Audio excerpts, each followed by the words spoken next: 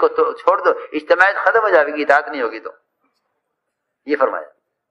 اور زبیر بڑے ہیں، ابو دجانہ چھوٹے ہیں، اور زبیر پرانے ہیں، ابو دجانہ نئے ہیں، کہ چلو ان کے پیچھے جا کے دیکھو، تو دیکھ کے فرمایا اللہ جانے اللہ کے رسول جانے کسی کیا کام لینا ہے۔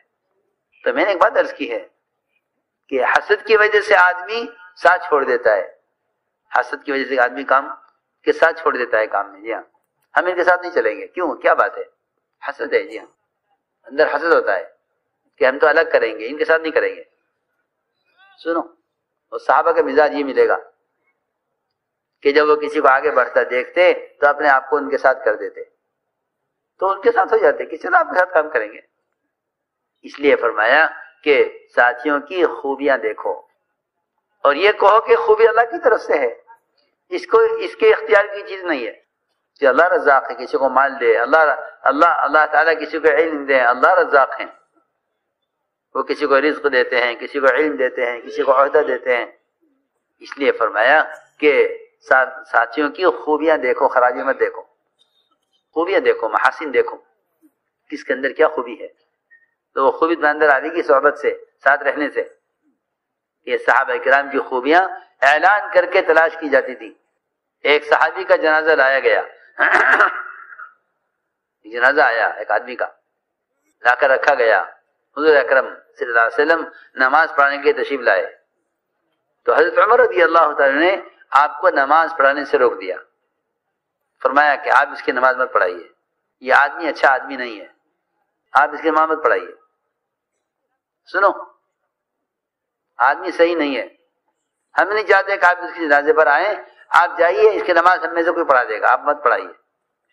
حضور اکرم صلی اللہ علیہ وسلم جنازے کے قریب آئے اور اعلان کیا صحابہ میں آپ نے کہ اس مرنے والے کو تم میں سے کسی نے کوئی عمل کرتے ہوئے دیکھا ہے؟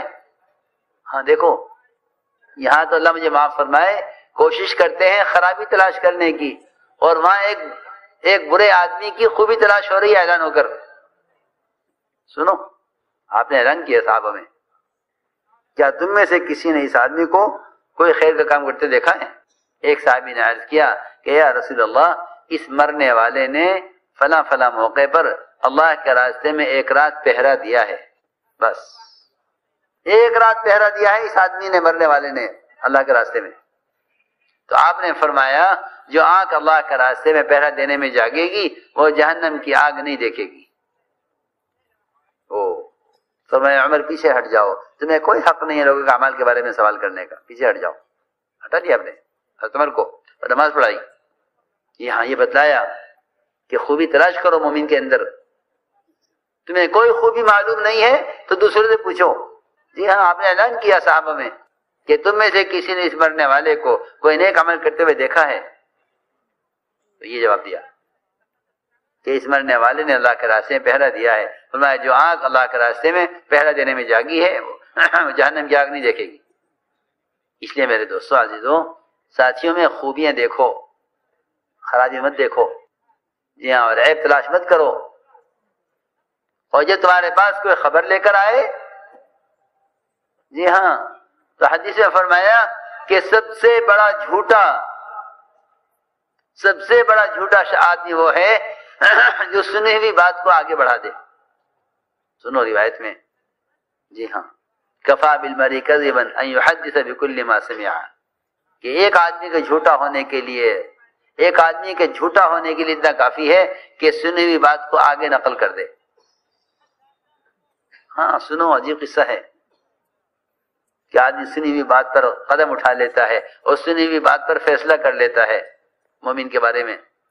بلکہ فرمایا قرآن میں ان جاءکم فاسق بنبأ فتبینوا،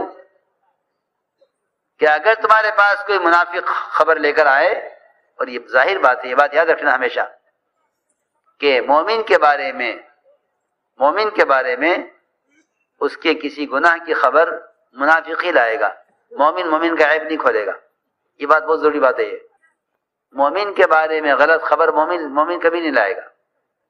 سنو غور سے بات، کہ مومن کے بارے میں غلط خبر جو لائے گا، چاہے وہ سچ بول رہا ہو، مومن کی غلطی کی خبر مومن نہیں کرے گا، مومن کی غلطی کی خبر منافق کرے گا، کیونکہ مومن نے خود آ کر کہا آپ سے، معاذ بن مالک اسلمی نے خود کہا، معاذ بن مالک اسلمی نے خود کہا زنیت یا رسول اللہ، میں نے زنا کر لیا. آپ نے رخ پھیر لیا. پھر کہا میں نے زنا کیا ہے، پھر آپ نے رخ پھیر لیا. پھر ادھر سے آ کر کہا میں نے زنا کر لیا، آپ نے ادھر منہ کر لیا. ادھر سے آ کر کہا میں نے زنا کیا ہے، آپ نے ادھر منہ کر لیا. اسی طرح چلا جائیے، مومن کا زنا ثابت نہ ہو. جی ہاں، یہاں تو نہ کر کے بھی ثابت کر دیں گے، اور وہاں وہ خود اقرار کر رہے 5 مرتبہ، ہر مرتبہ آپ نے اعراض کر لیا. ایک صحابی نے آ کے عرض کیا کہ یا رسول اللہ میں نے زنا کر لیا ہے. فرمایا کہ نہیں، تم نے زنا نہیں کیا، تم نے ہاتھ لگایا ہوگا لڑکی کو ہاتھ پہ اور لڑکی کو اشارہ کیا ہوگا آنکھ سے، تم اسے زنا سمجھ رہے ہوں گے. جاؤ، تم نے زنا نہیں کیا. جی ہاں، تم کیا جانو زنا کیا، جاؤ. تو یہ دیکھو ضروری بات ہے، یہ خوب خبریں چلتی ہیں. اب تو موبائلوں پر ہے، جو تمہارے دل میں شیطان ڈالے اسے موبائل میں ڈال دو اور چلا دو. جی یہ ہے، شیطان دلوں میں ڈالے گا اور جو ان کے دل میں آئے گی وہ یہ لکھیں گے، لکھ کے کہیں یہ میسج کر دو. جی ہاں، صحیح حدیث میں آپ کو بتا رہا، صحیح حدیث میں ہے کہ تمہارے درمیان ایک آدمی آ کر کہتا ہے فلاں نے ایسا ایسا کیا ہے، اور تم وہ خبر جا کر لوگوں کو بتا دیتے ہو. لوگ پوچھتے ہیں بات کس نے کہی، تم کہتے ہو کہ ایک آدمی ہے، میں اس کو شکل سے جانتا ہوں، نام سے نہیں جانتا، پر نظر آ گئے تو پہچان لوں گا، نام سے نہیں جانتا، اس نے یہ بات کہی ہے. حدیث میں آتا ہے کہ وہ شیطان ہی تھا جو ایک بزرگ کی شکل میں تمہیں بات بتا گیا ہے کسی کے بارے میں. حدیث صراحت ہے. اسی طرح میں آپ کو حدیث بتا رہا ہوں، ابھی تفسیر نہیں کہہ رہا، صحیح روایت ہے کہ ہاں یہ شیطان تھا، یہ جو بزرگ کی شکل میں آ کر ایک بات بتا گیا ہے. تم لوگ اس بات کو آپس میں ایک دوسرے کو سنا رہے ہو، اور جب پوچھے کس نے کہی کہ جی میں اس کے نام سے نہیں جانتا، شکل سے جانتا ہوں، فلاں نے یہ بات کہی. صراحت ہے کہ یہ شیطان ہے. تمہارے درمیان ایک بات چھوڑ گیا ہے، اب تم آپس میں اس بات کو ایک دوسرے کو سناؤ گے.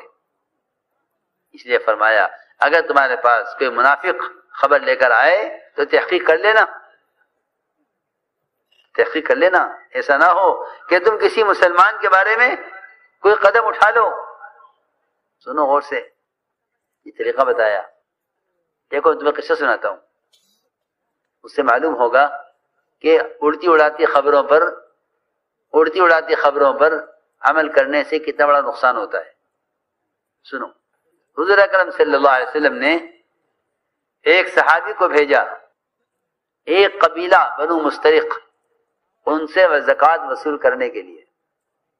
کیونکہ دیکھو یاد رکھنا یہ بات کہ جب مسلمانوں میں اس دعوت کی برکت سے آپس کی اجتماعیت پیدا ہوگی اور اس دعوت کی محنت سے امت میں زکوٰۃ کے ادا کرنے اور فرائض کے ادا کرنے کی رغبت پیدا ہوگی تو منافق اس کو برداشت نہیں کر سکے گا. یہ کیا ہو رہا ہے؟ ان کی اجتماعیت اور ان میں اطاعت اور ان میں فرائض کے ادا کرنے کا شوق، یہ کیسے ہو سکتا ہے؟ چنانچہ ایک صحابی اکیلے گئے پورے قبیلے بنو مستلق سے زکوٰۃ لینے کے لیے، زکوٰۃ وصول کرنے کے لیے. راستے میں منافق ملا، پوچھا کہاں جا رہے ہو؟ ان صحابی نے کہا کہ میں بنو مستلق سے زکوٰۃ وصول کرنے کے لیے جا رہا ہوں، اللہ کے نبی نے بھیجا ہے. بہت دھیان سے سننا، عجیب قصہ ہے یہ.